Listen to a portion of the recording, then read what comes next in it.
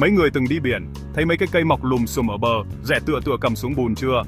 Đó là rừng ngập mặn, nghe tên là hiểu rồi ha, rừng mà ngập trong nước mặn. Cây ở đây phải chịu nước mặn, sóng vỏ, sống bám đất bám làng, giống như người lao động nghèo vậy, xù xì mà bền bỉ. Bộ rễ của nó không chỉ cắm sâu mà còn mọc ngược lên trời để thở. Rừng ngập mặn là hệ sinh thái đặc biệt, nơi giao thoa giữa đất liền và biển cả. Ở đây, cây cối, tôm, cửa, cá, chim đều dựa vào nhau mà sống. Rễ cây là nơi tôm cá để chừng, trốn kẻ thù, lá rừng thành thức ăn cho sinh vật nhỏ. Nó tạo thành một vòng tuần hoàn, một xã hội thu nhỏ dưới nước.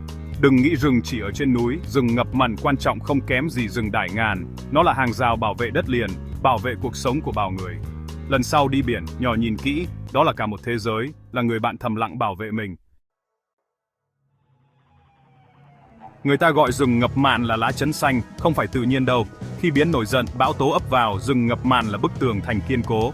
Thân cây, cành, rễ chằng chịt làm giảm sức mạnh của sóng, bảo vệ nhà cửa, ruộng vườn. Nó còn giữ đất, trồng xói mòn bởi từ phù sa, mở rộng đất liền. Như ông cha khai hoang mở cõi, rừng ngập mặn lần biển tạo đất sống cho con cháu. Nó còn là máy lọc không khí khổng lồ, hút CO2, giúp trồng biến đổi khí hậu. Rừng ngập mặn nhớt khí CO2 vào thân cây, đặt bùn, làm không khí trong lành hơn. Nó bảo vệ mình khỏi những mối nguy vô hình như nước biển dâng, khí hậu cực đoan. Lá chắn xanh, đúng nghĩa đen bảo vệ mình, màu xanh của sự sống. Nó không đòi hỏi trả công, chỉ lặng lẽ làm việc của mình. Nhiều khi mình còn không biết, còn vô tâm phá nó đi. Thu hỏi có bất công không? Mình phải biết ơn, phải hiểu tại sao nó quan trọng, đừng để mất rồi mới tiếc.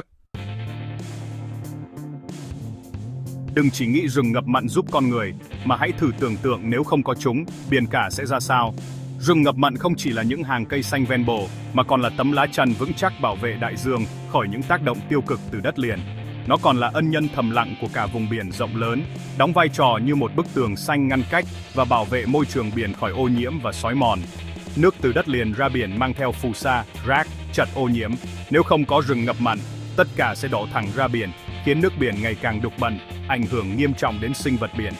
Rừng ngập mặn là máy lọc nước tự nhiên, bộ rễ đan xen như một tấm lưới khổng lồ làm nước chảy chậm lại, giữ lại can bẩn, phù sa, thậm chí cả rác thải và kim loại nặng. Nhờ vậy, nước ra biển trong hơn, san hô, cổ biển mới phát triển mạnh mẽ, tạo điều kiện cho hàng loạt loài sinh vật biển sinh sôi nảy nở.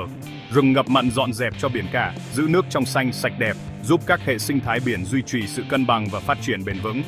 Không chỉ vậy, rừng ngập mặn còn là kho chứa carbon cực kỳ hiệu quả, cây hút CO2 từ không khí, góp phần giảm hiệu ứng nhà kính và chống biến đổi khí hậu.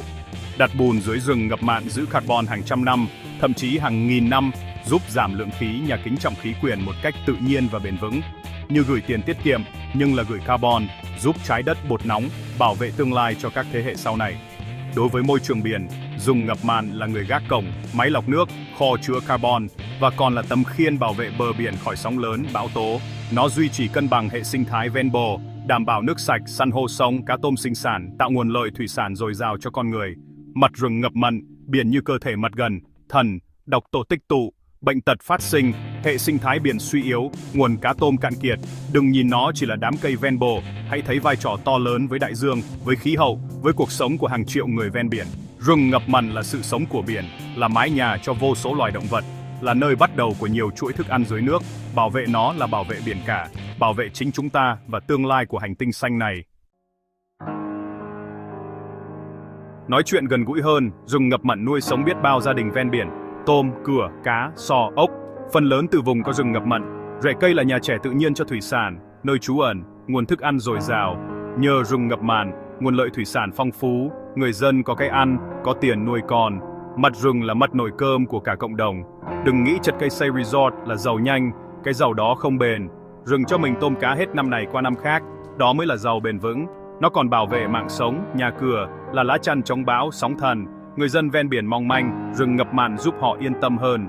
Xây kè bê tông tốn tiền, chưa chắc bền bằng kè sông này. Rừng còn là nơi phát triển du lịch sinh thái, giúp người dân có thêm thu nhập, ý thức bảo vệ rừng. Du lịch sinh thái tạo vòng tròn tốt, bảo vệ rừng, làm du lịch, có tiền, lại bảo vệ rừng. Rừng ngập mặn là tài sản vô giá của cộng đồng.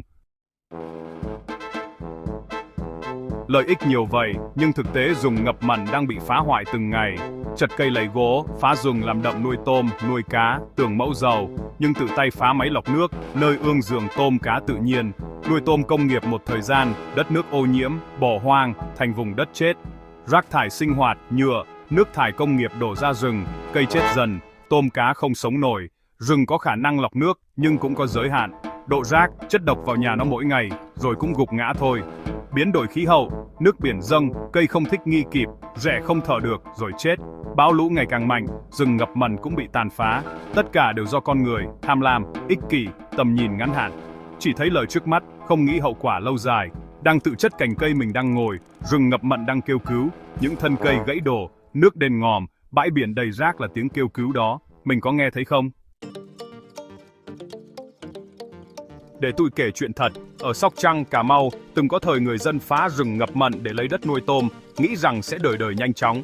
Nhưng rồi, hậu quả đến rất nhanh, bờ biển bị sạt lở nghiêm trọng, mỗi mùa mưa bão là nhà cửa, ruộng vườn tận hoang, người dân trắng tay, mất cả sinh kế lẫn nơi ở. Những cánh rừng từng che chắn, bảo vệ làng mạc giờ chỉ còn lại gốc cây trơ trọi, đất đai bị xói mòn, biển lẩn sâu vào đất liền từng ngày. Nhưng rồi, người dân không chịu bỏ cuộc. Họ bắt đầu trồng lại rừng ngập mặn, được các tổ chức hỗ trợ kỹ thuật, hướng dẫn cách trồng cây bản, được mầm dọc bờ biển. Từng nhóm người, từng gia đình cùng nhau ra bãi bồi, cầm từng cây non xuống đất bùn, kiên trì từng ngày, từng tháng, không quản nắng mưa. Họ hiểu rằng chỉ có rừng ngập mặn mới giữ được đất, giữ được làng. Vài năm sau, điều kỳ diệu đã xảy ra, rừng xanh tốt trở lại, những hàng cây ngập mặn vươn cao, phủ xanh bờ biển. Đất không còn bị cuốn trôi, sóng gió bị chặn lại, làng xóm yên bình hơn, thiên nhiên hồi sinh, người dân cũng hồi sinh niềm tin vào sức mạnh của cộng đồng và sự bền bỉ. Không chỉ dừng lại ở đó, người dân còn chuyển sang nuôi tôm dưới tán rừng ngập mặn. Mô hình này vừa cho ra tôm sạch, vừa bảo vệ rừng, vừa tạo ra nguồn thu nhập ổn định hơn. Tôm nuôi dưới tán rừng phát triển khỏe mạnh, giá bán cao, cuộc sống người dân dần khấm khá, không còn lo sợ mỗi khi mùa bão đen. Ở vườn quốc gia Xuân Thủy, Nam Định, nhờ bảo vệ rừng tốt, nơi đây trở thành sân bay quốc tế cho hàng vạn chim di cư mỗi năm. Rừng ngập mặn không chỉ bảo vệ đất mà còn thu hút du khách, các nhà nghiên cứu, tạo thêm nguồn thu nhập cho người dân địa phương từ du lịch sinh thái, dịch vụ hướng dẫn, bán đặc sản. Không chỉ ở Việt Nam, trên thế giới cũng có nhiều câu chuyện truyền cảm hứng. Ở Philippines, sau siêu bão Haiyan, những ngôi làng còn giữ được rừng ngập mặn thì thiệt hại ít hơn hẳn. Nhìn thấy hiệu quả rõ rệt, phong trào trong rừng lan rộng khắp các vùng ven biển. Ai cũng muốn góp sức bảo vệ làng mình khỏi thiên tai. Bangladesh còn coi trọng rừng ngập mặn là chiến lược quốc gia chống bão lụt. Họ xây dựng những vành đai xanh dọc bờ biển, cứu sống biết bao sinh mạng, bảo vệ hàng triệu người khỏi sóng thần, nước biển dâng. Đó là minh chứng cho sức mạnh của sự đoàn kết và tầm nhìn xa. Những câu chuyện đó cho thấy không bao giờ là quá muộn để sửa sai. Dù rừng từng bị tàn phá, chỉ cần quyết tâm, chúng ta vẫn có thể bắt đầu lại từ đầu. Từng cây non, từng bàn tay góp sức, thiên nhiên sẽ hồi sinh. Khi cộng đồng đồng lòng, chuyện khó mày cũng làm được. Sức mạnh tập thể có thể biến điều không thể thành có thể. Từng người góp một chút, cả làng, cả xã sẽ thay đổi. Người ta làm được, tại sao mình không làm được? Không có lý do gì để chần chừ, chỉ cần bắt đầu từ hôm nay, từ những việc nhỏ nhặt. Đừng đổ lỗi cho hoàn cảnh, bảo vệ môi trường là trách nhiệm của mọi người. Mỗi hành động nhỏ như nhặt rác, chăm sóc cây non, giữ gìn rừng cũng góp phần tạo nên thay đổi lớn. Những ví dụ thành công là nguồn cảm hứng, động lực để hành động. Khi thấy người khác làm được, mình cũng sẽ có thêm niềm tin, thêm quyết tâm để bắt tay vào việc, phải biến nó thành câu chuyện của xóm mình, làng mình, đất nước mình. Để mai này, con cháu mình vẫn còn rừng, còn biển, còn nơi để sống, để vui chơi, để tự hào về quê hương. Hành động ngay hôm nay vì tương lai của chính mình, của cộng đồng và của cả hành tinh này.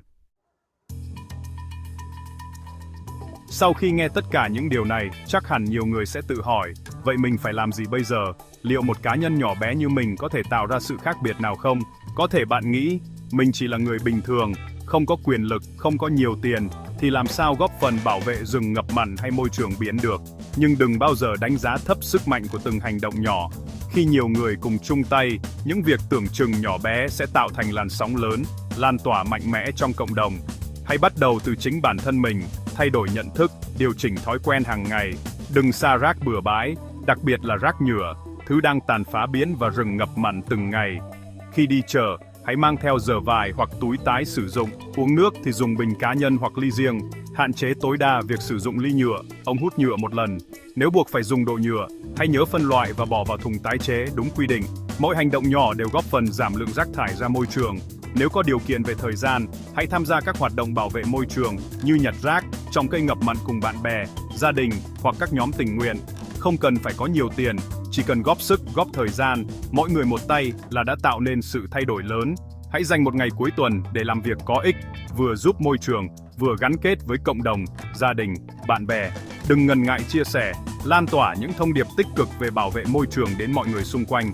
Khi tự tay trong một cây non, nhấc từng mảnh rác nhỏ, bạn sẽ cảm nhận rõ hơn giá trị của thiên nhiên và trách nhiệm của mình với môi trường. Từ đó, bạn sẽ thấy yêu thiên nhiên hơn, trân trọng từng khoảnh khắc sống giữa không gian xanh mát lành. Hãy kể lại những trải nghiệm, chia sẻ hình ảnh, câu chuyện về bảo vệ rừng ngập mặn cho người thân, bạn bè, hàng xóm, để mọi người cùng hiểu, cùng hành động. Là người tiêu dùng, hãy lựa chọn thông minh, ưu tiên sản phẩm thân thiện với môi trường, thực phẩm có nguồn gốc rõ ràng, bền vững. Khi mua hải sản, hãy chọn những loại được khai thác hợp lý, có chứng nhận bền vững, ủng hộ ngư dân địa phương làm ăn chân chính. Khi đi du lịch, hãy chọn các tour sinh thái có trách nhiệm, không gây hại đến môi trường, không xả rác, không làm tổn thương hệ sinh thái tự nhiên. Những lựa chọn nhỏ của bạn mỗi ngày, từ việc mua sắm, ăn uống, du lịch, đều góp phần tạo nên sự thay đổi tích cực cho môi trường. Khi nhiều người cùng làm, sẽ tạo ra áp lực buộc các doanh nghiệp, nhà sản xuất phải thay đổi theo hướng xanh hơn, sạch hơn. Đừng im lặng khi thấy rừng bị phá, nước bị ô nhiễm. Hãy lên tiếng, ghi nhận, báo cho cơ quan chức năng hoặc gửi đơn kiến nghị, góp ý để bảo vệ rừng ngập mặn và môi trường sống của chúng ta. Hãy tận dụng mạng xã hội để lan tỏa thông tin, tạo làn sóng dư luận tích cực, kêu gọi cộng đồng cùng hành động. Đừng sợ vì bạn đang làm điều đúng đắn, góp phần bảo vệ tương lai cho chính mình và thế hệ sau. Bảo vệ môi trường không chỉ là trách nhiệm mà còn là tình yêu dành cho con cháu, cho quê hương, cho tương lai của tất cả chúng ta. Đừng để đến khi mọi thứ đã quá muộn, chúng ta mới nhận ra giá trị của thiên nhiên. Hãy hành động ngay từ hôm nay, vì một tương lai xanh cho tất cả. Rừng ngập mặn giống như cha mẹ, lặng lẽ hy sinh, che chở mà không cần báo đáp. Nó cho mình không khí, tôm cá, bờ bãi, bảo vệ trước sóng gió.